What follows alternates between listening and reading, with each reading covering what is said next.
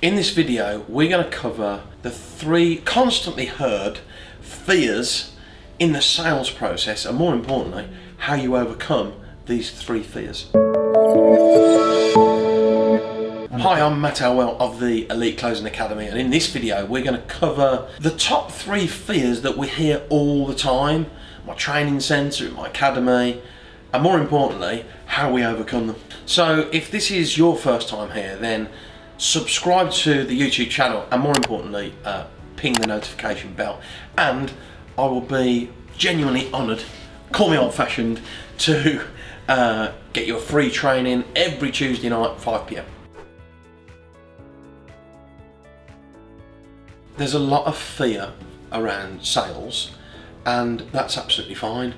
I always believe that if you think about it, when something's really important to you, often there's a bit of tension in your body. And I always say when you're closing a deal, there should be a little bit of tension. And the way, in my training, for example, the best way I can describe it is, think of the first time you went in for a passionate kiss with somebody. It's that moment when you go, have I earned the right to go in for the kiss? It's a great analogy, because actually when you're closing a deal, not selling, remember selling and closing are literally, they're 2 totally different skills. It's the same as if you go on a date or if you snog someone, they're 2 totally different skills. When you're on the date, you've got to ask, understand, flirt a little bit, get to know each other. When it comes to the kiss, you just got to get in there. Actually, that moment, that bit of tension is really powerful. It's helpful. Your heart beats a little bit harder. Call me old-fashioned, but the blood's pumping all over the body, and that creates a great moment. Closing a deal is exactly the same. It should be a great moment. It should be a big moment for them. It should be a big moment for you, and it should be a big moment for the universe. It should have been done properly, all the way from the beginning. And I teach something called the 3 Ps: purposeful, professional, and persistent. That's what makes a great salesperson, and that's what makes a great sales process with a close. So the answer is, there's a lot of fear knocking about, of course. Let's flip it round.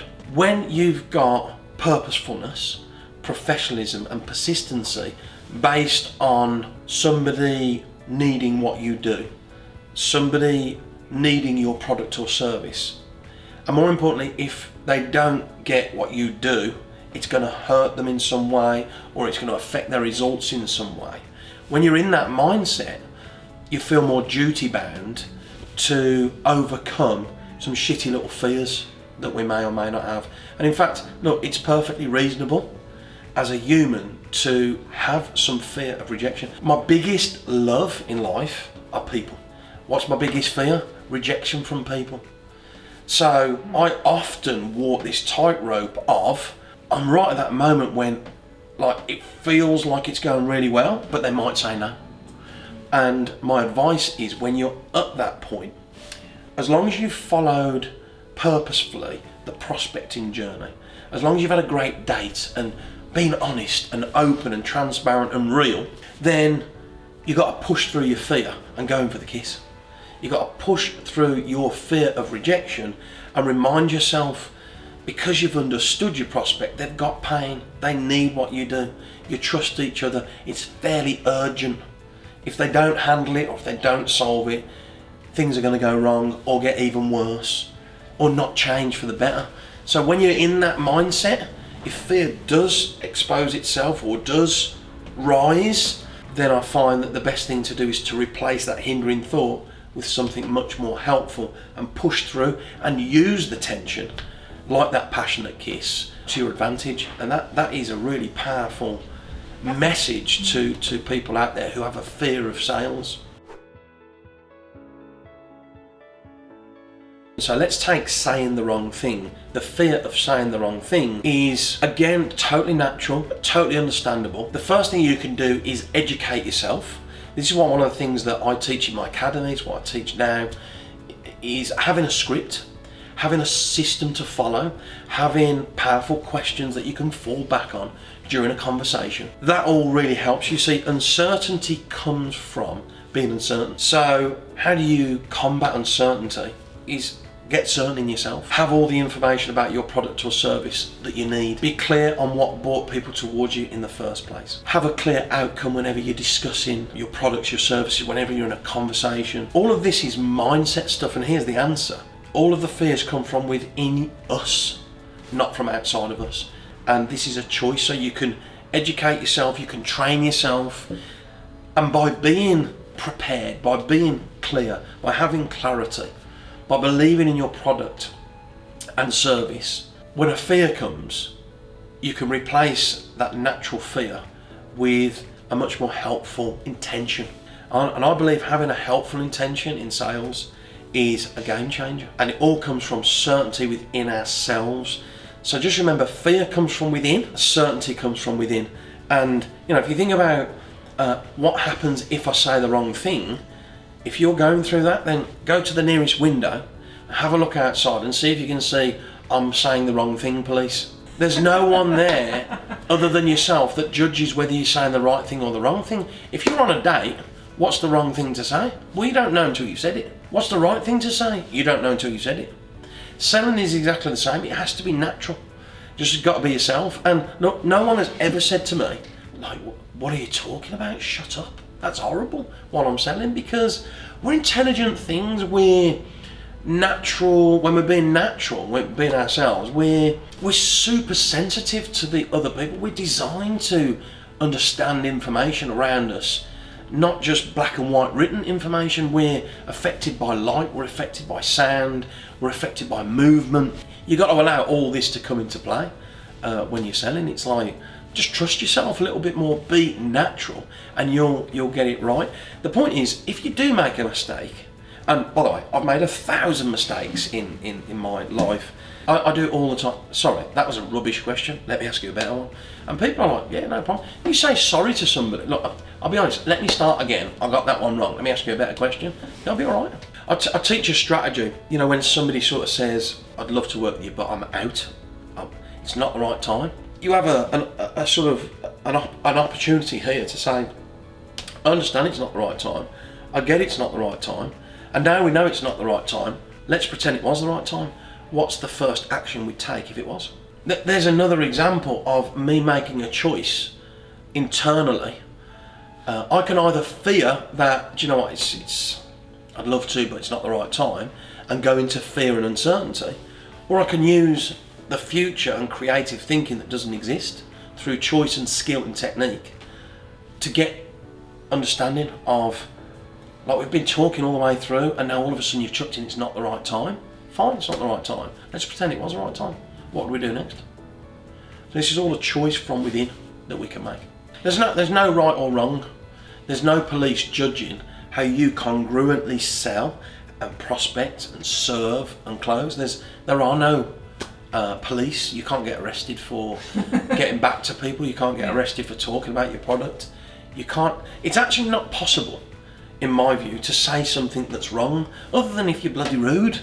That would be wrong, and that's not selling. That's called the rules of the jungle. That's like, if we all went round in our lives and said the first thing that was in our head, the world wouldn't be a great place. So, we've already got these rules in place, and they're like, are there any rules in place, police? They're human to human rules that we use, that we live by. Some people push it, some people don't. Selling is about being congruent, natural. Just be yourself, and have no fear of asking powerful questions. In fact, ask more powerful questions. The more you ask, the better.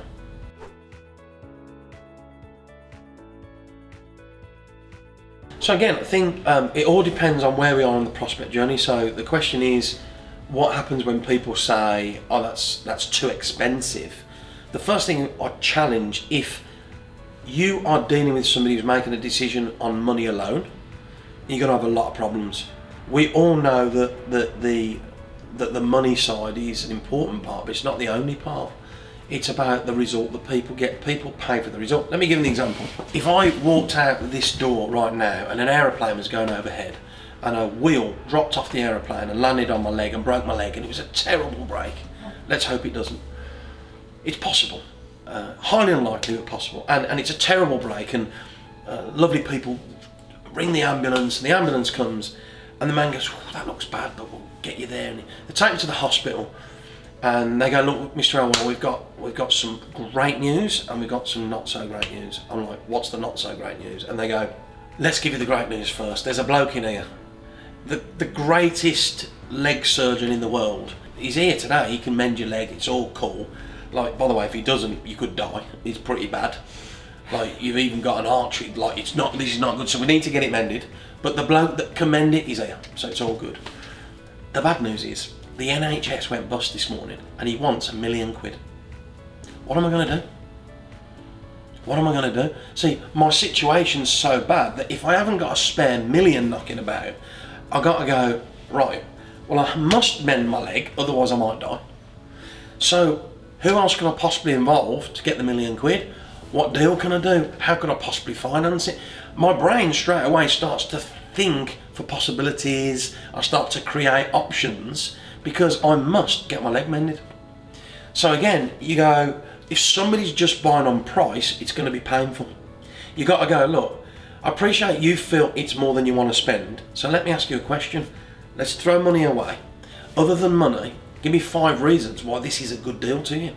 This is called value. Let's understand the value of the deal, not just the money. Money is part of the deal. Now, the other thing I'd challenge, if people see it as money or cost, I prefer to use the word investment.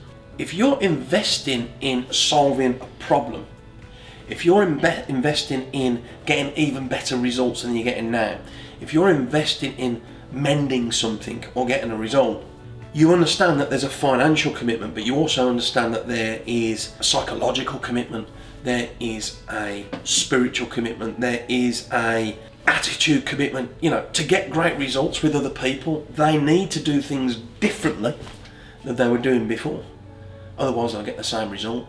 And of course there's a financial investment, but it's all the other things. The commitment to changing what they're doing now to get a better result is the investment as much as the money aspect. Whenever you build a deal, if you want long-standing deals that make sense, get people results, are a win for them, win for you, win for the universe, you must be searching for value other than money as much as possible at the beginning of the sales process, so that when you get to the close, for them it's a logical next step to give you the business because it's valuable to them, not just financially. Those are the key 3 fears that we hear. I know there's loads more, so if you've got other fears that we haven't covered in this video, pop them in the comments box below. Remember, the way you deal with fear is firstly a choice. That's interesting to know. And more importantly, when you've got techniques, structured techniques, and that's what I teach, that's the way you get over them. So please post in the box, because once you get over fear in selling, like what happens if they say this, everything changes when you've got just simple strategies and techniques that you can flip over and then continue to serve people. It is a game changer. So comment in the box and I'd love to help you. And don't forget to subscribe, and more importantly, ping the notification bell and make sure you get all of my free trainings.